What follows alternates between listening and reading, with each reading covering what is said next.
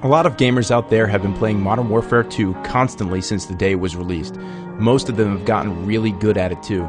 It just makes good sense that the first-person shooter skills players have learned over the last couple of months would therefore translate really well to EA's forthcoming Battlefield Bad Company 2, it being similar at face value. The reason be damned, because the Bad Company 2 multiplayer demo is chock full of Modern Warfare masters who can't shoot for shit, can't arm an MCOM, and possibly the worst offense of all, couldn't spot a Bradley if it left a track mark across the back of their skull.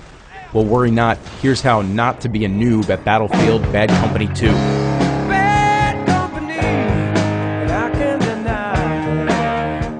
Learn to spot and do it always. While Bad Company 2 does support in-squad voice chat, it's only with your 3 squad mates. It's imperative that you quickly let everyone on your team know where the enemy is hiding, flush them out, and fix them from all angles.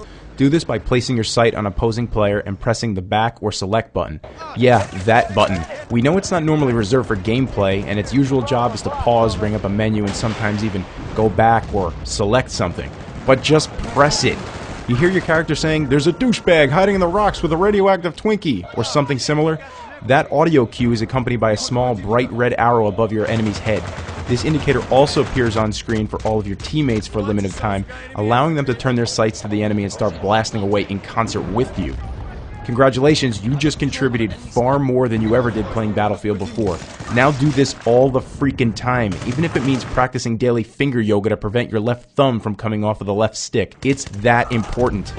Know your role. I'm a sniper, I'm a sniper, I'm a sniper. No, you're not a sniper. The closest thing to being a sniper in Bad Company 2 is the Recon class. Yeah, it looks like you're a sniper. You've got a high-powered rifle with a high-powered zoom and a sick-ass ghillie suit to hide in the brush, but there's more than that. In fact, there's more to each class than what the title lets on. You need to know how to use all of them properly, and don't try to do stuff that's too far outside the strengths of your class. Yeah, it's a no-brainer, but you'd be surprised how many times people whine, "How do I get the machine gun? There's no heavy class on my screen."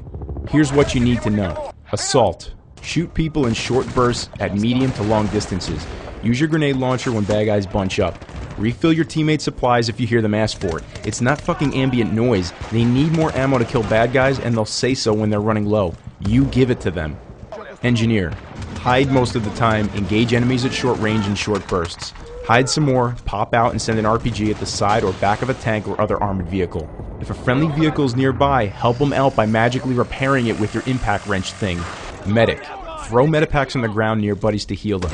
Hit dead guys who look like lightning bolts on your HUD with the defibrillator to revive them and gain back reinforcement tickets. Most importantly, stand your ground and light motherfuckers up with your machine gun. Firing your machine gun in sustained bursts will actually cause you to gain accuracy. Recon. Shoot people from far away while hiding. Run up to tanks and plant explosives on them.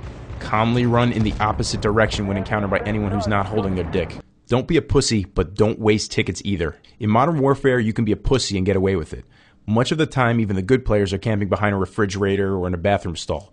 Conversely, there's really very little downside for shit players to run out with guns blazing. If you get shot and killed, you come back in a couple of seconds with full ammo and re-enter the meat grinder. Chances are that someone on your team will get hot and order up a tactical nuke, meaning that you win and you got to eat a bowl of Lucky Charms. But not so for Bad Company 2. Having only one really good teammate means you still lose. Battlefield is more like the electric slide than a breakdance. Your teammates need you to balance cowering like a little pussy with running out into the open and taking ground or objectives when necessary. When you need to take over a building, advance on an enemy, or sacrifice yourself to blow up a high-value target, do it. If things go well, someone will revive you. If not, they'll see you on the other side. That said, there are 2 punishments associated with dying, and you should avoid subjecting yourself to both. 1, you have to wait to respawn. While waiting, the enemy can do bad stuff to you like steal your ride or blow up your apartment. And 2, when you're on offense, you have a limited number of tickets, each ticket representing a new life. When your ticket count reaches 0, the game is over and you lose. Think before you spawn. After dying, you can either respawn at your current base or on, yes, literally on one of your squad mates. Before selecting your birthplace, check it out. Is there a brand new tank gleaming in the desert sun at your base? You should be the proud owner of it. Is a teammate arming a bomb and needs help defending it? Pop out of his ass and heal him. Likewise, if he's in a no-win situation, don't subject yourself to instant death too. This isn't Thelma and Louise. The choices you have for spawning after death boils down to one thing that you just won't get in other games. Spawn camping is 99% fixed.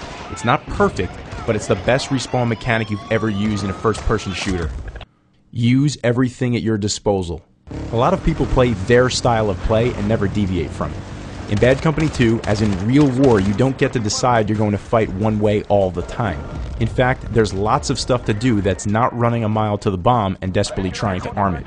You can and should pilot a radio-controlled helicopter to spot enemies from the air, ride on the back of a quad bike to quickly flank your opponent, shoot a minigun out of a fast-moving Black Hawk helicopter, position a tank with a long-barreled gun on a hill and rain death down on your enemies, transport your buddies while mowing down trees to increase line of sight to the target, and lots more stuff that you'll figure out by hitting buttons when you get into a vehicle. You should do these things not because you're bored of walking, but because you will win if you do them in moderation. Large explosions from tanks and Hellfire airstrikes can blow walls and people out of structures, and you can rack up lots of points by just spotting some more runners for your mates on the ground to exterminate. Try swooping down with the UAV and bowling through an entire enemy squad. It's fun and damn effective. Lastly, if you don't do these things, you will complain that people on the other team are cheap when they do them to you, and that would make you a noob. Yes, the UAV is a radio-controlled helicopter. You've probably seen UAVs in other games, movies, or since the US has been fighting 2 wars for the last 8 years in real life. You may not have seen one that looks like a mini Apache helicopter. This one does. Get used to it. To pilot the UAV, find the computer monitor with the anti-glare hood over it near your base. On Xbox 360, the left trigger and button make it ascend and descend. The right trigger calls in a Hellfire strike. Hold the reticle over your target until it's good and dead, and the right button fires a machine gun which is effective in short range and long bursts if you lead your prey. Don't forget to spot, avoid enemy fire and hard objects, and yes, you can blow up an airborne Apache helicopter using the UAV. If you do it, you will yell in excitement. Lastly, if the opposing team is hurting you something fierce using their UAV, then send someone to go kill the operator, or better yet, light up the entire computer terminal like it's Christmas at the Griswolds. Aim high and be patient. Everything is affected by gravity. It's just a fact of life. This includes bullets and other projectiles. It also means that you can shoot stuff that's far away by aiming high. It will take a little effort to forget the false science that Modern Warfare 2 has taught you, but you'll eventually get used to it, especially if you spend a lot of time manning the gun in a tank. Oh, and don't complain that your bullets don't reach their target instantly. They don't. While alarming and a little frightening at first, you'll soon find that having to wait for the bullets to travel super long distances adds to the realism and suspense of Bad Company 2. Switch kits. When you kill an enemy, he'll drop what looks like his gun. It's not actually his gun. It's more than his gun. It's his soul contained within a magic idol that looks like a gun. Picking it up will cause you to switch kits, but retain your existing outward appearance. For example, you'll keep your ghillie if you spawned as a recon, but pick up the engineer kit. You should do this not if you have a midlife crisis and get tired of playing your current class, but you should do it when it's to your tactical advantage. For instance, let's say that a firefight just took place between an enemy medic and your buddy the Assault. Both have died. Pick up the enemy's medic kit, revive your buddy, and switch back to being an engineer and erecting dispenses. Think devilishly and pick up fallen kits when it makes sense. What else? Use the back button for other things too. Now you know that the back button is used to spot and how important it is.